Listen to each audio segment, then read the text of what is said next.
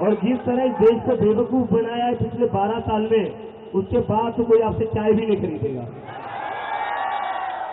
Delhi police क्या कर रही है? चारों तरफ पत्थरों से भरे ट्रक लाकर खड़ी कर रही है।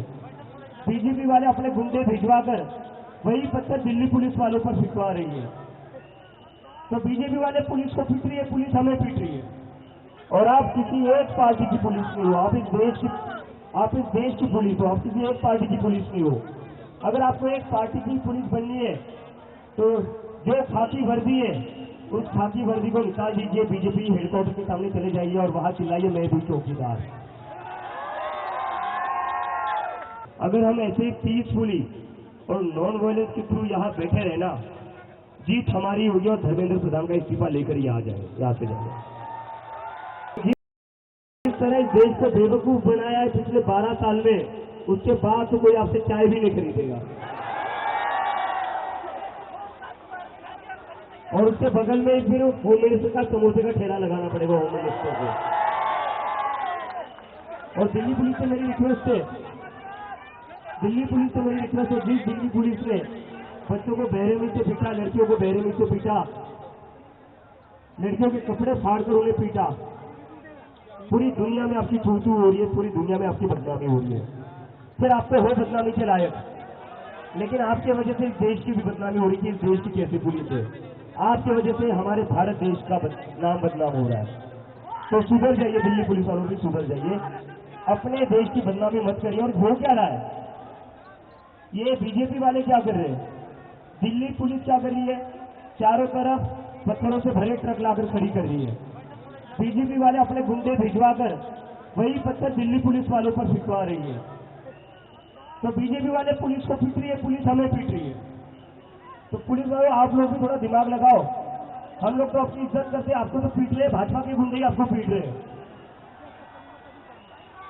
जिन लोगों से आप ऑर्डर ले रहे हो, जिन लोगों के ऑर्डर पर अपने 12-12 साल की लड़कियों का सर फोड़ा, वही लोग आपको भी पिटवा रहे हैं। तो अभी भी वक्त है, आप भी हमारी साइड में आ जाइए, आप भी हमारी साइड में आ जाइए। क्योंकि आपकी जो पेमेंट आती है हर महीने, वो पीएम केयर फंड से नहीं आती है, वो अडानी के ऑफिस से नहीं आती, वो हमारे टैक्स के पैसे से आती है। और आप किसी एक पार्टी की पुलिस नहीं हो, आप इस देश की पुलिस हो, आप किसी एक पार्टी की पुलिस नहीं हो। अगर आपको एक पार्टी की पुलिस बननी है तो जो खाकी वर्दी है उस खाकी वर्दी को निकाल दीजिए, बीजेपी हेडक्वार्टर के सामने चले जाइए और वहां चिल्लाइए मैं भी चौकीदार। खाकी वर्दी को बदनाम मत करिए, उस वर्दी की कोई इज्जत है। आपकी करतूतों के कारण, आपकी ब्रूटैलिटी के कारण, भाई थोड़ी देर पहले बढ़ा देते यार, ध्यान नहीं यार बोलने में। तो आपकी ब्रूटैलिटी के कारण उस वर्दी पर दाग लग रहा है। मतलब मुझे तो ये समझ में आता है, जिन दिल्ली के पुलिस वालों ने 12-12 साल की लड़कियों के सर फोड़े, वो घर जाकर अपने बच्चों को क्या कहते होंगे? घर जाकर उनके बच्चों को लगता होगा पापा आज ड्यूटी से आए, पापा ने चोरों को पकड़ा होगा, पापा ने क्रिमिनल्स को पकड़ा होगा, पापा ने गुंडों को पकड़ा होगा। लेकिन पापा क्या करके आए? पापा 12 साल की बच्ची का सर फोड़कर आए। पापा क्या करके आए? पापा क्या करके आए? पापा लड़कियों के कपड़े फाड़कर उनको पीट रहे थे। पुलिस वालों के बच्चों को लगता होगा कि पापा तो हमारे हीरो है, लेकिन पापा ने जो 20 जुलाई को काम किया ना, वो गुंडों वाला काम है, वो हीरो वाला काम नहीं है। I am very sorry to say this. नहीं, पापा बिके हुए नहीं है, पापा की मजबूरी है, पापा की मजबूरी है। जो ऊपर से ऑर्डर आता है वो कैरी करना पड़ता है। लेकिन भले ही आपके ऊपर से जो भी ऑर्डर आए, कहीं ना कहीं आपको भी तो आपकी अंतरात्मा की सुननी पड़ेगी। कैसे आपका मन मान जाता है, कैसे आपका मन राजी हो जाता है 12 साल की लड़की का सर फोड़ने के लिए, कैसे आप तैयार हो जाते हो लड़कियों के कपड़े फाड़ने के लिए, कैसे? कहीं ना कहीं तो आपको भी सोचना चाहिए ना, ये ऑर्डर सही है या नहीं है। अगर आप में ये सोचने की भी एबिलिटी नहीं है कि ये ऑर्डर सही है या नहीं है, तो फिर इतनी पढ़ाई का क्या फायदा, जो पढ़ाई करके आप पुलिस में भर्ती हुए हो?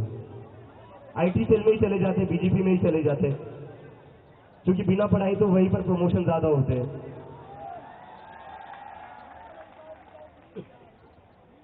और मैंने एक पोस्टर देखा सोशल मीडिया पर ना, एक पोस्टर काफी वायरल हो रहा है, जो काफी सही पोस्टर था।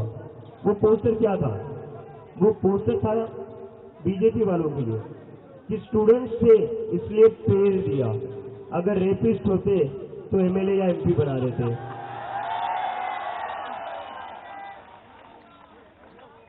इस सरकार को तो स्टूडेंट से दिक्कत है ही, क्योंकि अगर बच्चे पढ़ लिख गए, बच्चे तो पढ़ते लिखते ही है, राजनेता पढ़ते लिखते नहीं है। इनके बच्चे भी मतलब आधे से ज्यादा इनके जो बच्चे हैं वो मेरे साथ ही बोस्टन में पढ़ते थे। इन सबके बीजेपी के जितने भी मिनिस्टर थे वो मेरे साथ ही बोस्टन में थे, कुछ लोग कोलंबिया न्यूयॉर्क में थे। और ये लोगों का क्या है, इनको तो नीट की एग्जाम देनी नहीं, इनको जेई की एग्जाम देनी नहीं, इनको वहीं पर सेटल होना है। और ये अपने देश भी तभी वापस आते हैं जब इनको एमएलए या एमपी की टिकट मिल जाती है। चलो ठीक है, पापा का रिटायर होने का समय आ गया है, तो अब बेटा आगे घर बढ़ाएगा, बेटी जो पॉलिटिक्स आगे बढ़ाएगी। और जो बेटा इलेक्शन नहीं लड़ सकता उस बेटे को बीसीसीआई का अध्यक्ष बना देते हैं। तो पूरे देश के इंस्टीट्यूशंस को, पूरे देश को इन लोगों ने एक तरीके से प्राइवेट कंपनी बनाकर रखा है। लेकिन मेरे मन में ये सवाल है, प्राइवेट कंपनी का सीईओ कौन है? नरेंद्र मोदी जी है या अडानी जी है? आपने प्राइवेट कंपनी तो बना दी, लेकिन सीईओ कौन है ये भी थोड़ा बता दीजिए, क्योंकि बहुत सारा कंफ्यूजन रहता है। क्योंकि सारे टेंडर, सारे कॉन्ट्रैक्ट तो किसको मिलते हैं? किसको मिलते हैं? अब मोदी जी इतने सेल्फलेस तो हो नहीं सकते कि वो खुद का घाटा करके अदानी जी को सारे कॉन्ट्रैक्ट दे दे। देखिए मोदी जी, मैं यही कह रहा हूं आपको, धर्मेंद्र प्रधान का इस्तीफा ले लीजिए, वरना बहुत आगे जाएगी बात।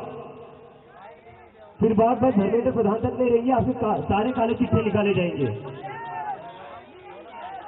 किस तरह से आपने इस देश के जंगलों को बेचा है, देश के एयरपोर्ट को बेचा है और एक इंसान को दे दिया। इस देश की जनता गरीब से गरीब होते जा रही है, और एक इंसान है, बस एक ही इंसान है जो अमीर होते जा रहा है, बाकी पूरी जनता गरीब होते जा रही है। मोदी जी का तो क्या है, वो फकीर आदमी, झोला उठाकर नहीं चलेंगे। लेकिन मुझे लगता है उनका वो झोला भी जो है ना, वो 10 लाख का होगा, जिस पर मोदी मोदी मोदी मोदी लिखा हुआ होगा। डिजाइनर झोला होगा, वो डिजाइनर झोला होगा। तो मोदी जी, मेरी आपसे फिर से रिक्वेस्ट है, धर्मेंद्र प्रधान का इस्तीफा ले लीजिए, वरना बात सिर्फ धर्मेंद्र प्रधान के इस्तीफे की नहीं रहेगी, बात आपके इस्तीफे पर भी आ जाएगी। और वो आएगी, जैसी आपकी हरकतें आएगी, वो इतना तो मैं आप लोगों को कहता तो आएगी बात। गलती से देगा तो नहीं। स्टूडेंट की सुन लीजिए, एक इनकॉम्पिटेंट, एक फेल्ड मिनिस्टर इस देश के करोड़ों स्टूडेंट से ज्यादा इंपॉर्टेंट नहीं हो सकता।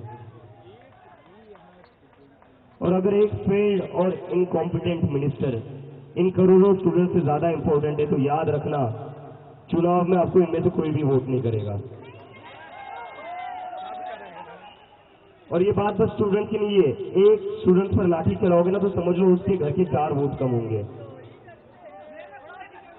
मोदी जी को बाकी चीजें समझ में आती है, उनको बस वोट की भाषा समझने में आती है, बस वोट्स की भाषा समझ में आती है। तो मैं सिंप्लीफाई करके बता देता हूं, अगर एक स्टूडेंट पर लाठी चलेगी तो उसके घर पर ना उसके माँ बाप आपको वोट देंगे, ना उसके भाई बहन उसको वोट देंगे। तो एक स्टूडेंट पर लाठी चलेगी तो 4 वोट कम हो गए।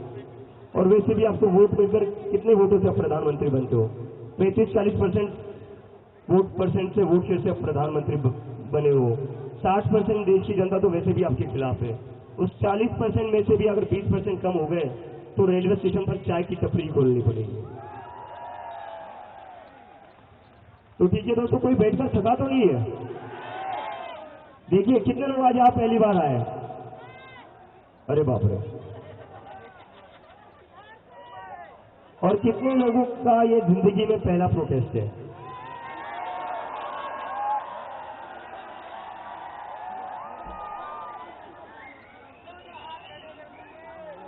This is really nice, this is really nice. देखो, हमारे जो पहले वाले लोग थे उन्होंने थोड़ी गड़बड़ कर दी है, लेकिन हम जागरूक लोग हैं। मैं देख रहा हूं कैसे एक तरफ से दिल्ली पुलिस क्रूएल्टी करती है, ब्रूटैलिटी करती है, और उसके बदले में हम इस सरकार का मजाक उड़ा रहे हैं। यही करना है हमें अपनी तरफ से हाथ में उठाना है। हम पीसफुल हो गए हैं या नहीं है? हम महात्मा गांधी के रास्ते पर चलने वाले लोग हैं, है या नहीं है? हम हिंसक लोग नहीं, हम गुंडे नहीं है। गुंडे कौन है? गुंडे बीजेपी वाले हैं। हम लोग यहाँ शांति से बैठे रहेंगे, और किसी को अगर लग रहा होगा कि हम कब तक बैठेंगे और यहाँ पर बैठे रहकर करना क्या है यार, ऐसे थोड़ी ना बैठे रहेंगे।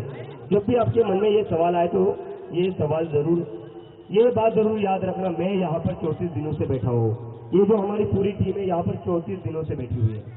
तो अगर 1 या 2 दिन आपको यहाँ बैठकर लग रहा होगा कि यार यहाँ पर बस बैठे हुए हैं, कुछ हो नहीं रहा है, अगर हम ये सोचते कि यहाँ बैठकर कुछ होगा नहीं, बस बैठे रहने में क्या पॉइंट है, तो आज इतने सारे लोग यहाँ आते हैं। आज देश भर में आंदोलन नहीं होता। पीस और नॉन वायलेंस में बड़ी ताकत है। देर लगता है, पीस और नॉन वायलेंस में देर लगती है। शॉर्टकट नहीं है वो, शॉर्टकट नहीं, हार्ड वर्क। तो पेशेंस और रिजिलियंस बहुत ज्यादा जरूरी है। लेकिन मैं अगर कहता हूँ आपको, मैं ये गारंटी से कहता हूँ, अगर हम ऐसे ही पीसफुली और नॉन वायलेंस के थ्रू यहाँ बैठे रहना, जीत हमारी होगी और धर्मेंद्र प्रधान का इस्तीफा लेकर यहाँ से जाएंगे।